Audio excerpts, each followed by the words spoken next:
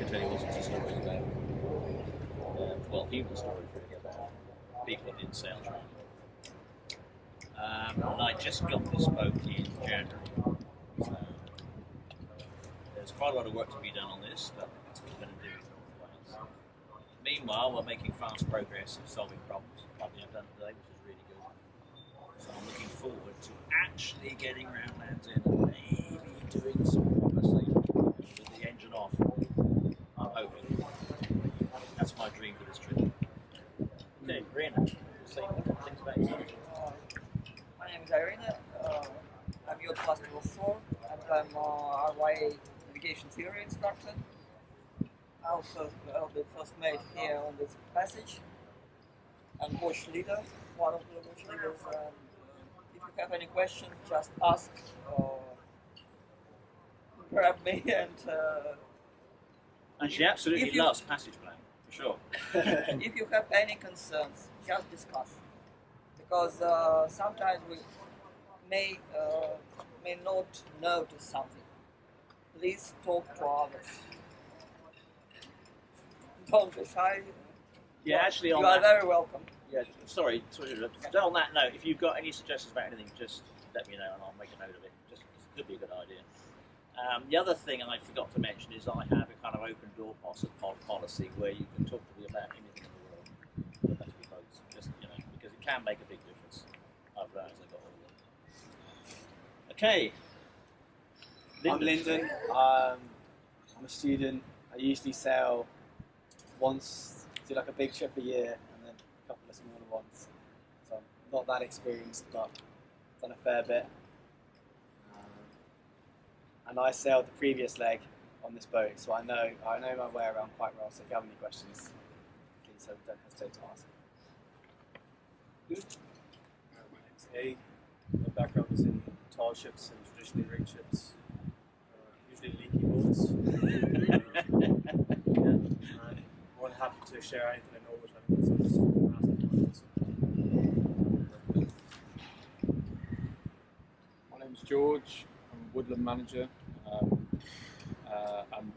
Because my job's quite seasonal, I'm always looking for more summer-based work, and sailing is something I've always been pretty interested in. I've done a little bit of sailing, mostly dinghy sailing. Last year I sailed across Biscay on a little 27-footer. So I'm not very experienced, but I know how the wind works. That's about it. But you're a lot on that. Yeah, Marcus, I actually work for the enemy and run cruise ships. Sorry. You mean stink boats? Huh? But I thought you were going to say you're German. that too. No, we have these. Anyone? I'm Scottish. Hi. So if you need the enemy here, just,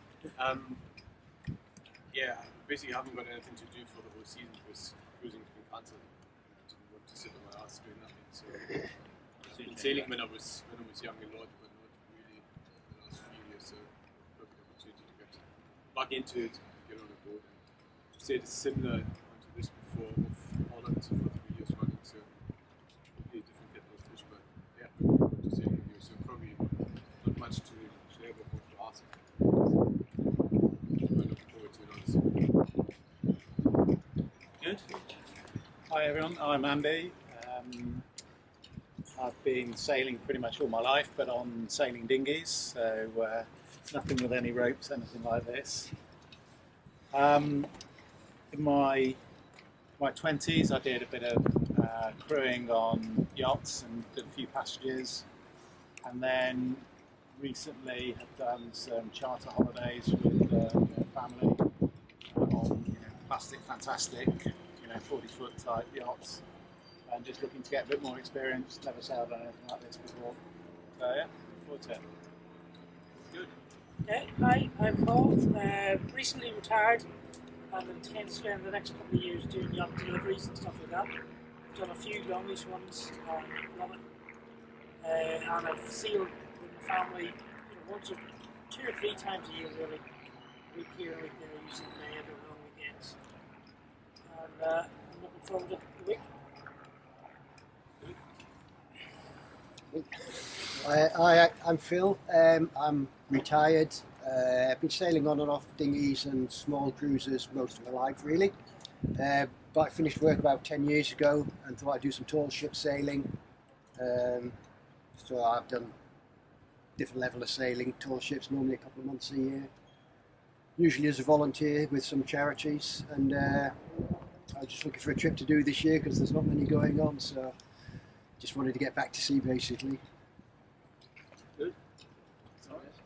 Hello, my name's Lawrence. I want to be farmer, and a bit of tall ships on. Well, I found out yesterday it's not technically a tall ship, so done a bit of work on Navy and spent last weekend in Gosport on here. So if you want to know anything, don't ask me. Hi, I'm Mark. I'm just here mainly to be in the galley. So I'm a trained cook, so hopefully I can keep you fed.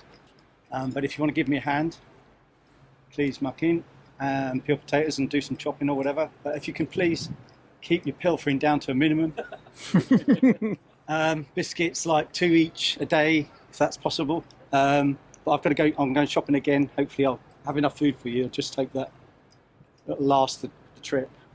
But if you can catch a fish, I'll cook it for you. Hello, my name is Mark, or Marky Baby. Mix it up a bit. But, I suppose I'd be classed as the bosun on the trip. So just probably want to have a few words with you about like the operation and the toilets and that kind of thing. But, it's quite important that we leave the ball cocks down after use. Say if you're going to the toilet, it's common courtesy to refill the toilet after you use it. And what we do is we do 6 pumps. So that's a lot of people won't know that unless someone says it's not should after use. Yeah, that's good as well, yeah. And we'll try our best to keep the water levels down to a minimum usage of the water. Just in case we run out, we don't want that to happen anyway. And we'll try and get a rota going for cleanups, daily cleanups. So that has to be done every day, really, from the toilets to the saloon to the deck, and also the kitchen. And whoever has a free hand, then we get some kind of rota going with helping them get the food ready and that kind of thing. And just on the bosun locker and the tools area, if you take something from an area, try find its way back to where you found it or where you got it. So it kind of saves everyone searching for things. It saves a lot of time. And if there's anything I can help you with, or if any of you see anything wrong, to let me know, or obviously let someone else know. But I'd be happy to help. So yeah, because at some point we'll be giving when you feel smelly enough, we'll be giving permission for 2-minute showers, but we'll plan it depending on where we're going and when we expect to be in port and what the water levels look like. So there will be some showers, but we don't really just something to use loads of water that you had once before after it's gone one session. But I'll let you know. We'll talk about it and plan it ahead. Okay, Roger. I'm Rog. I'm the filmmaker. I'm a friend of Chris's. We go back a long time. We've done all our sailing on the Hamble River, learning anyway. So I'm from dinghies. I've done a bit of offshore, and I've also been a British soldier many years ago. But now this is a new thing. So I've come along really to document this into refit, and then maybe part of Chris's journey as well. As all of you are on board as well, I'd like to just grab a little bit of you as you're working around to try and pan this video out as a promotional for the boat, but also for Chris's journey. Kate? I used to work on boats a little bit like this, a bit smaller. I was a trainee at first and then started working, but it's been a while, a few years, so it's nice to be back. I also just bought a narrow boat, so different kind of boat. Don't pitch my volunteer. Yeah, if anyone's good with it's 12-volt electrics and solar panels, that'd be great. Well done. Oh. But yeah, Yeah. happy to be here. I'm Paul. I'm an outdoor instructor in Mid Wales, so sail and climb and all sorts of stuff. Sailed most of my life, dinghies and offshore, mainly racing. There hasn't been a lot of racing this year, so I thought I'd come out and do something different. Don't do as much on old boats, but we do sail old luggers at boat, so like an old boat. Have a go at fixing most things. Sean? I'm Sean. I'm ex-US Navy. I'm also ex-US Marine and ex-US Merchant Marine. I've been interested in tall ships and sailing, and I worked in fishing and anything to do with boats, but I'm really interested in maritime history and sailing on vessels like this. So if I can be of help, be sure and ask. Thank you. It's certainly been a help so far. Be a fire watch is never left unattended. If you see any smoke or fire, then you need to shout fire and shout it a lot and loudly. Keep shouting it until everybody knows, especially me. And then you'll hear what to do about it. What I will show you is, if you look around the boat, there are fire extinguishers. Make sure you know where they are, just be aware of them. And we do have a gas system in the engine room, but if you just pop your head in round the galley, I'll show you the fire blanket, because that's the most likely thing you're going to need, because galleys are a place where they most often have fires. So if you can try and poke your head in so you can see from somewhere, or through a window or something, bit of a crowd, unless I have to do it twice. Can you all get to see something a bit where we are? Here's a fire blanket. The most likely place you have a fire is the cooker. And by the way, chips, deep pan fires are not allowed at sea, so you can't have any chips at sea. And normally you've got these tabs on, so that if you've got a fire, you can keep your fingers out of the way, like this. Now, if it's full of smoke and you can't see anything, it doesn't really matter, because if you grab hold of the corners, like this, you know, twist your hands inwards, you won't get your fingers burnt. See that? Even just anything, or even a wet blanket. Then you probably, it's hot, so you'd be down like this, and you just very slowly put it over the fire. You don't throw it, you'll make a mess of it. Just do it slowly and try and keep well back, because the chances are it'll be smoke will be the worst effect. Now once you've done that, you've cut off the oxygen, and just you can leave it there for a really long time, even 20 or 30 minutes. Because if you only leave it 5 or 10 minutes, you think, oh, that's okay, I can't see, and you take it off, the oxygen, and woof, it'll start off again, and you get a flashover, which could be quite nasty. But other than that, I shall be giving instructions about anything else that we need to do at the time. Abandoned ship, or any other emergency that we might be doing. So the here, because this bass brick netting is really nasty. You can see there's quite a few things. So take great care. Don't rush out there and put your foot forward and use your balance. But as long as it clips on, I don't mind if you fall off. As long as you don't leave the boat. There are some bruises, so don't mind too much. There are some stays that run along the length in the middle that you can walk on. So put your weight on those rather than the netting. Yeah, it's probably a good idea to use them as foot ropes like you would on a square rigger, because then you're not constantly walking on netting that keeps failing because it's in a bad state. So we'll do what we can to make it safe, but try and use the foot ropes. But always be clipped on. Wearing a life jacket you can if you like, but normally we don't wear life jackets on deck. We've got bulwarks, we've got everything else.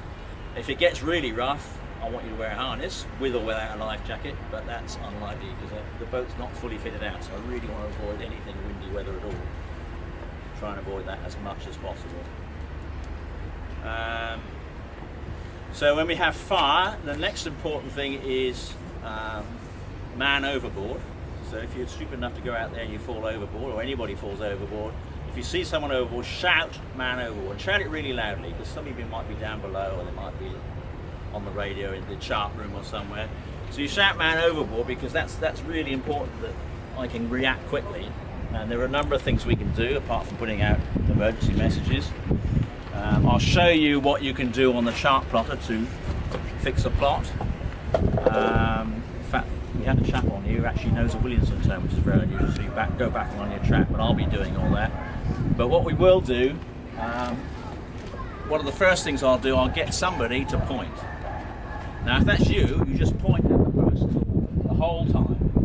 If somebody gets in the way, use your other arm, your arm's aching, but don't take your eyes off them, because when you've just got someone's head in the water, very quickly they'll disappear and you'll think, so just keep looking, don't look at me, don't look at anybody else, just keep pointing and looking the whole time, because that will help me. When I turn the boat round, I see you pointing, that'll give me a very good idea of what direction they're going. So if you're the pointer, that's just your job. Anyone else, you can throw anything that floats overboard, but one of the best things to throw is my very new dam buoy. If you come down here and look at this, I'm very proud of it. I'll go down first, thank you.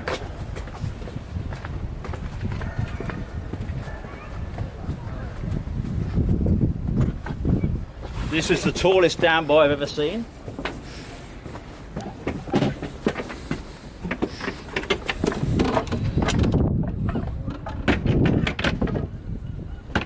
Okay, so what happens with this? If you take it and throw it in the sea, that bracket comes off, the light comes on, off, light comes on. The flag, if it's folded correctly, should come around. This is telescopic, so you need to put it up and twist it so it locks. And this is the biggest one I've ever seen, 3.63 metres. I've never known such a big one. So you throw this over, because look, if you look at it, there's a float here and a weight on the end, and that sticks up. Then that will be 1,000 times easier to see. And I had a 2.4 metre inflatable one in 2002. I had a cook overboard, no life jacket on, professional camera in one hand, trying to keep it dry, but it's too late, we all got salty. Second-hand camera she got for $3,000, very upset about it. And I was in the boat, full sail. We even had a spinnaker he'd just taken down, which is very unusual on a gaff rig boat. New crew, you know, nobody knew what they're doing. And I would never have found her without a dam buoy.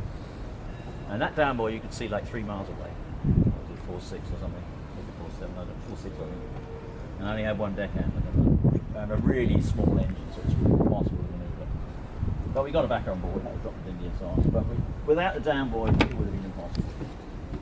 So that's to abandon ship. Now, if things get difficult, then I won't. So I'm like down to say abandon ship. I'm very likely, if possible, to say prepare to abandon ship. That means you just get ready. You get lots of warm clothes on, because being too hot is not a problem. You can always take things off. If you're too cold, it'll be miserable.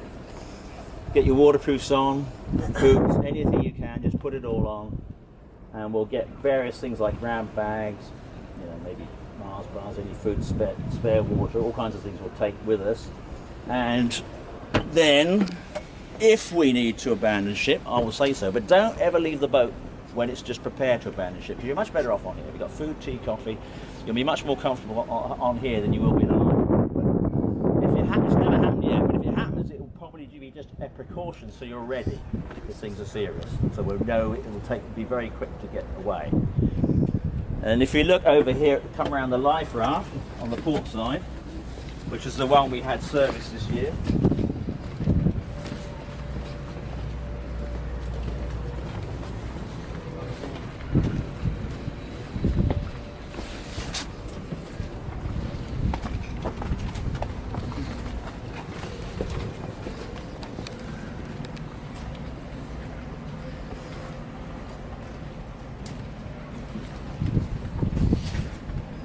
So this is a 25-man life raft, so it should easily fit you all in. Many of you will be familiar with this hydrostatic release, which means that if you're all in your beds and some ship runs us down, nobody touches this, it'll float to the surface automatically. This will cut the line and release it. It'll still be attached by this lanyard, which will pull out the gas bottle, and there's quite a few yards of line on there. It'll probably tell you somewhere how many yards if you want to pull it out manually. Oh, 28 is it? 28 meters of line, so that's a lot. And then it'll inflate. You can also release it manually by just pulling this thing out if you want to, and then you won't have to wait for the hydrostatic release to release. In here there'll be all kinds of things useful, and including a knife. So if this thing, if it inflates, you get inside, sit round the outside with your backs to the outside, link arms, getting thrown around with your feet in the middle. Lying on the floor, be comfortable, and then this line, you can cut this line if you think you're going to go down with the ship. If you don't, there's a weak link in this, it will break, so you don't, the ship doesn't pull the life raft down. But as I say, that would only be if it's really desperate. You know, there's a rule that you only step up into a life raft, not down. You'd be far better off. I mean, there have been people who left boats, and the boat's been found later, and they didn't really need to go away, and they could have suffered very badly from that point of view. Okay, any questions? Sorry. Yeah. Is there a grab bag or a ditch bag? Yeah, we got a grab bag, and in fact we're modifying it now with a different. Because we only made a temporary one. Now we got the. We have 3. Oh, you got 3. Okay, yeah. First one will be in one of those lockers on the port side, the aft one. It contains water and thermal protection. There is a bucket with flares. It's beneath the chart table. And there will be also a grab bag, blue one, also beneath the chart table with torch, fishing equipment, documents. We need to collect all your passports, and they will also be in that grab bag. Is there a radio? Yes, and handheld radio. We are putting, at the moment, there are spare batteries for a radio, and handheld radio is above the chart table. We need to take this, keep it, and start with us. We'll take all sorts of things if we have time. Is leaving and arriving moorings. And there's also we also have the sail handling, which we can do afloat. And also this is probably the priority at the moment, the rope handling. So I think the best thing to start with really is the dangers, the biggest dangers you have with handling rope. And I'm going to ask the group to have a think about it. And I want three important, I know there's more, but we want three very definitive dangers with rope handling when we're leaving a mooring or arriving at the mooring. So if someone wants to start. The lines are too tight.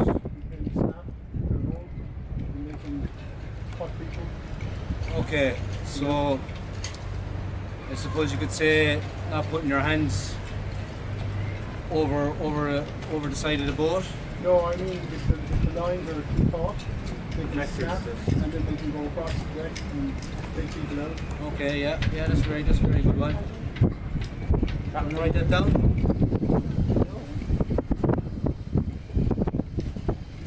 Can we get another one? Any meat on the line. So loose rope on the ground, on the deck. So we put that aside.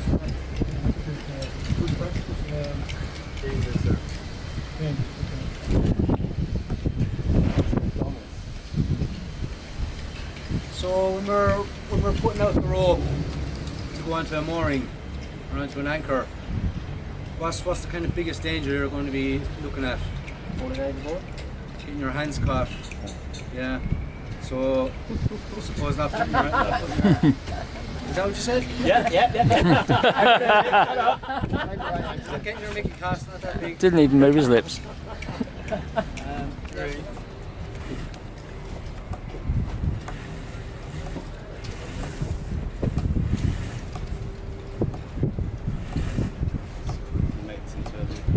So if Lyndon was preparing the bow line, would that be an ideal place for the rope? No. Going across this rope? No. So they have the rope prepared on the side that you're going to be using. So yeah, that would be probably where this one is. Played that way. And then you have the spring line going down there or something. And then what a spring line is. Spring line is. So you can have a forward spring and a aft spring, and it goes, instead of going, so the bow line goes forward, the spring will go, the forward spring will go aft, and the aft spring will come forward. So you can see this one here, the spring's going to the cleat just down there.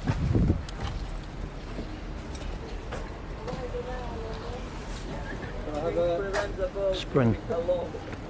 I have a diagram here, Lyndon. You can show us where the bow spring. This one is stuck and it can be released.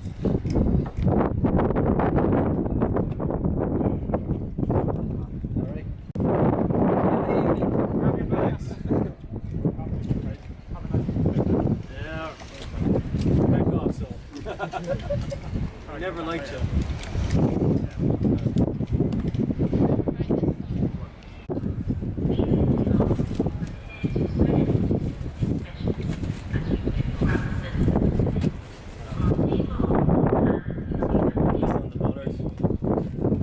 Sure not to have the fingers in here. That comes under tension if you're putting it under. Place it over and you step away and you let them know it's on, but make sure your fingers aren't in under there. Give that a go.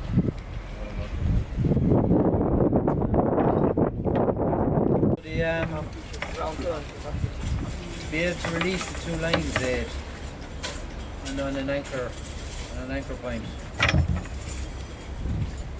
You know this one is stuck and it can't be released.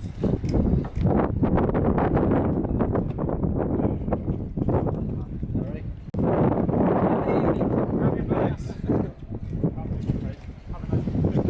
Yeah. Back off, so. I never liked you. Anchor. We're looking to this stick here. Stick been around for glad by you see. So to prepare to slip the anchor, we have a little loop on this guy. And we just pop it in under here. And get it ready. Get it ready. Obviously there's no use underneath that rope there, so we have to make sure it's not under any ropes. And what you're doing, you're using it as a winch, more or less. So we lift it straight up behind the back, and that should slip off the anchor. And prepare the anchor to run. Lyndon, do you want to go through that? So, first of all, untie it. Tie it up there. That's up there. Then you have to take off. I don't know what this is called, this thing. Then you have to pull this towards you, the brake, the clutch even. So you can see, you'll put it towards, you know when you pulled it, it's out. And then you want to twist the brake, release the brake, anti-clockwise, and you can kind of just tell when it's ready. Test the chain, give the chain a haul once the brake and the clutch are off to see if it's running freely.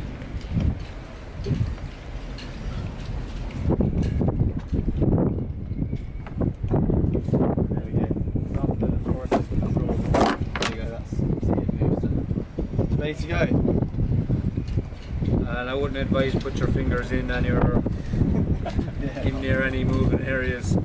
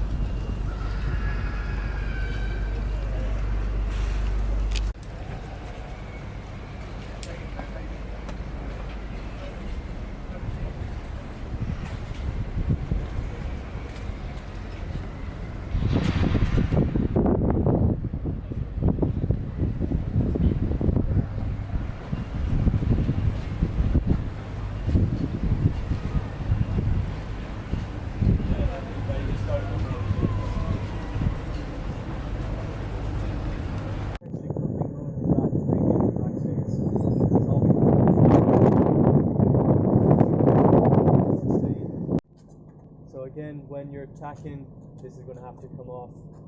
Make sure the other one's tight. Loosen this one. This moves forward. Yeah, simple as. We got our sheet for the fuck here. What? The fuck. The F. Sailors look aloft, or sailors look aloft. Let's see what I can't really see what this one's doing. This is the halyard for the topsail.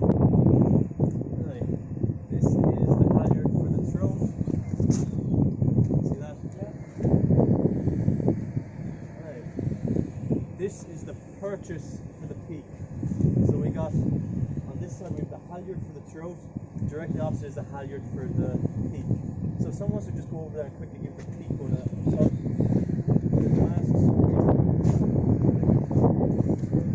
This one, yeah. There you go. Yeah, that's the peak.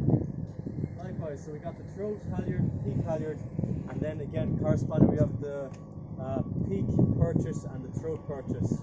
What the purchases do is the halyards do the brunt of the work, and then when you get to the very end, if you just don't have enough strength to get that last little bit out, these have more blocks on them. You can just get that last little bit of purchase using these. So if you need to get the throat up a little bit more, stop using the halyard and go to the purchase. Likewise with the peak. If you can't get any more out of the peak, make that fast, come over to this one. Lower this, take that block off and move it to the head of the fock, just on this stay here. Again, and we have these two guys. Yeah, this is the downhaul for the topsail, and this is the sheet for the topsail. You see this runs along the gaff, and then the clue of the topsail is going to run to the end of the gaff. So you got your sheet for the topsail, downhaul for the topsail, halyard for the fock. Right.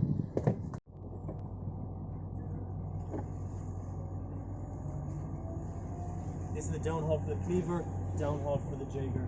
So from when it's flying, ease the halyard and yes.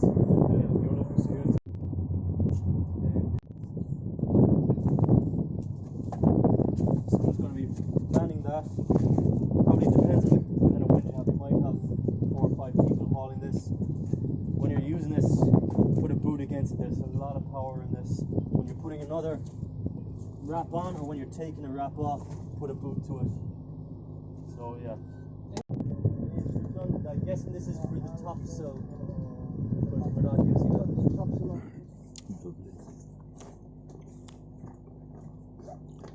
Shot 7 gaskets altogether. 1, 2, 3, 4. I have 1. We didn't use some on the cleaver, so we probably stole some of them. 1, 2, 3, 4, 5. Straight back.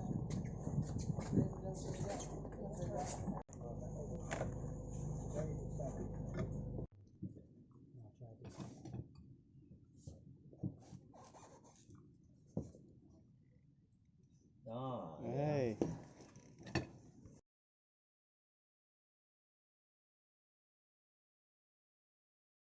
So the plan is we're going to go in under full sail, give everyone a show. As soon as we get close enough that we can drop sails, myself and Mark are going to go up to the topsail. We're going to drop the topsail. Then Kate, your watch is on the mainsail. Drop the mainsail. Lyndon, I want you to take the rest of my watch. You're going to be dropping the foresails. You're going to be in charge of all the jibs. Then who here is left over now? So we have Kate's watch is all occupied with the mainsail. Myself and Mark are doing the topsail. Lyndon and where's the rest of my watch? Here on the jibs. So who is left without a job? Just yourself. Okay, we're going to take somebody from my watch. And Roger. And Roger. But is Roger going to be? No, Roger's going to be filming and stuff like that. Okay. I need one other person. Paul, will you come from my watch? I need 2 people in charge of the anchor. Because what we're going to do is we're going to sail up, we're going to drop the anchor under sail, and we're going to put out about 20 meters of anchor. Once the anchor's out, we're going to drop sail under anchor. Did you say the markers were every 10 meters? Every 27.5. So we want 20. So less than a full shackle. So what we're going to do, we're going to flake out 20 meters worth on the deck. That's going to go overboard first. Okay. And what depth are we in? We're looking at, I think it's about 7 meters. So somebody will check that. Well, the depth is about, you're going to throw out the full 20. Yeah. Okay. So you want 20 meters flaked on the deck. So yourself and Marcus are going to be working the anchor. And you're happy how the anchor goes overboard? We use the stick. Yep, use the stick. Something to take over. So go and take this box off first, or you know how to take the clutch off? Yes, Oh, no, we'll no. take the clutch out. Yeah. So we can take it off. Someone's giving that. Oh, he's Jesus. My countrymen are watching. So you have to shout anchors away. Turn that out. Yeah. Okay. And we're going to have 20 metres flaked on the desk. To unscrew the brake, it's Anti-clockwise. anti-clockwise. Yeah, I think it's already off. We should try that. It should be off. Take it off? No, when you're flaking it out, put out 20 metres and put the brake back on. Okay. No, we have to have it flaked out ready to go. We'll wait till the briefing's over and then everything. Keen. So, is anyone uncertain of their job? I'll talk everyone through the big job on my own watch. So Mizzen is going to come down last. So once the guys are finished with the gyms or whoever is free, are going to go down to the Mizzen. Maybe I'll get some of my guys pre-brief. Yeah. We'll be ready to go back. Alright. So guys, I know there's all people watching stuff, but there's absolutely no panic. Remember our saying, slow is smooth. Say it with me. Smooth is smooth. Sexy. Smooth. Sex. So we are going to try to do it quickly, but nice and controlled, no panic. Everyone happy? Is everyone happy? Yeah. Alright. Yeah. Jane and Johnny. On form. You could have brought some nice hot sunshine. Yeah, we did.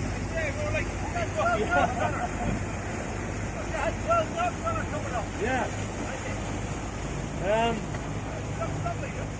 She's gorgeous. Oh no, I don't. I mean cable. I think. Cable. Yeah, that's about 30 meters mark. That's the first mark. Is just too much. Okay. It's too much. 27 and a half, and if it's a shackle, that's That'll do. But the shackle was short. So that's now. well, something like that. You haven't got more than I only need 20. Yeah. There's about 20 out. Let the chain go. Marks at 27.5, so you can push up with it. Let's make it a bit less.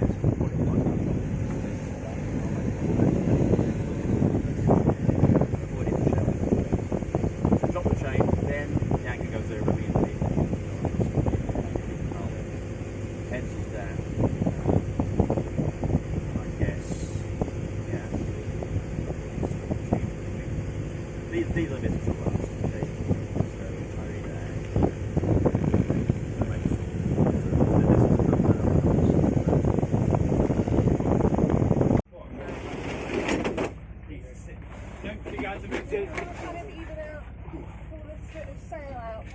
What we should do is drive forward a bit on the anchor. Get your neck caught on the roof up there. Sit back on it. My idea was first. Yeah, up. That's what we want to do. Yeah.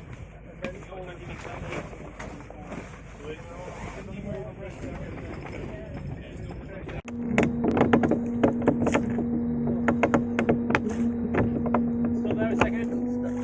Should we try and get some of that?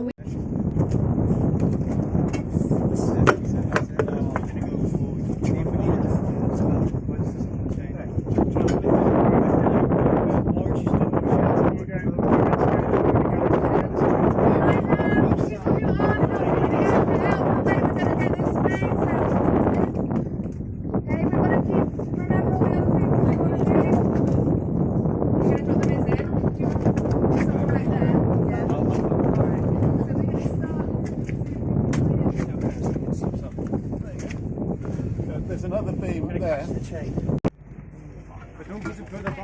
Let me just change. I know. Thank you. Keep easing on the main halyards.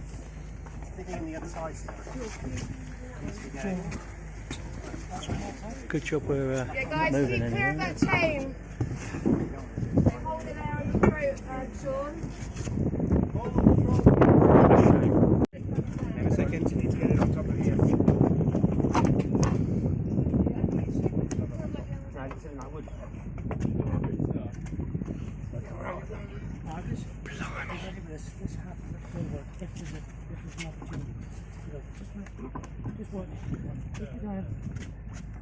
If you can even get a couple of No fingers, no fingers, no Stay fingers. on your shoulders here. Yeah. Not too many. Yeah,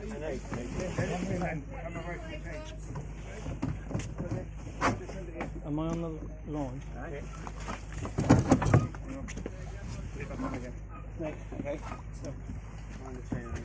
Hang on a second. Okay. Anyone that's not doing it, stand well back. It's trapped or something, isn't it? It's in the woodwork. Right. Hang on a minute. Get your.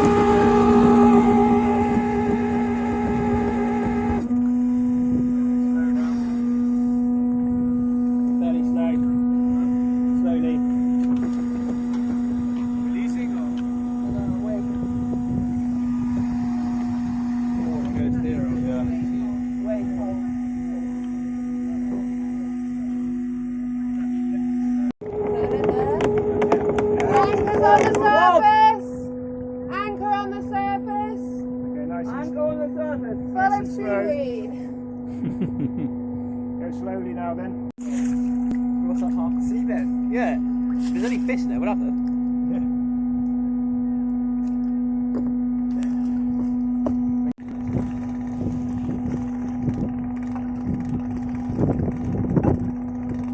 Okay. Yeah, winter up. Winter, Lawrence? Yeah. Take it in. Yeah, thank you. We'll need slack on the... You get me that? More slack on the anchor chain. That's it. Yeah, hold there. Right, I need to get the blue one on now. Yeah. Just stand by.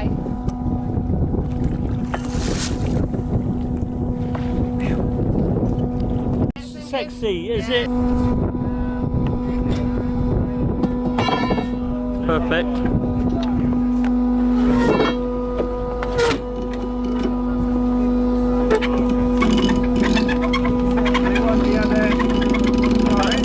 Hang on, Lawrence. Sexy, is it? Ready, wait. We're going to bring it in the same. Oh, this is nice. Yes. Must be an easier way of doing this.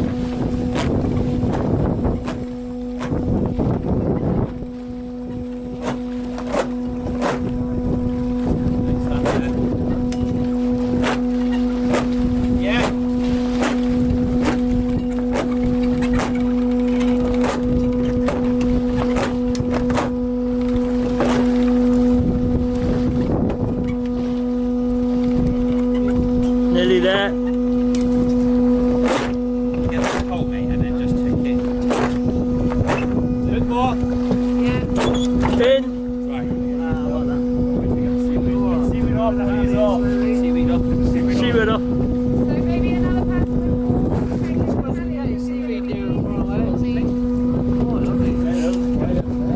It tastes good on butter.